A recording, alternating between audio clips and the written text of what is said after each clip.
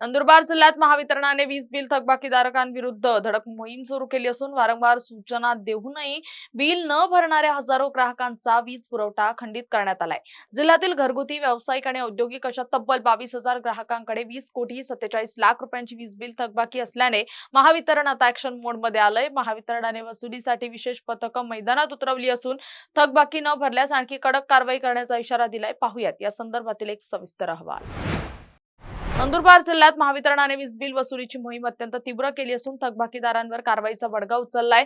वारंवार नोटीस आणि सूचना देऊनही वीज बिल न भरणाऱ्या जिल्ह्यातील तब्बल 7,000 ग्राहकांचा वीज पुरवठा आतापर्यंत खंडित करण्यात आलाय। ज्या ग्राहकांकडे 5,000 रुपयांपेक्षा जास्त थकबाकी आहे त्यांना महावितरणाकडून कडक नोटिसा बजावण्यात येत आहेत।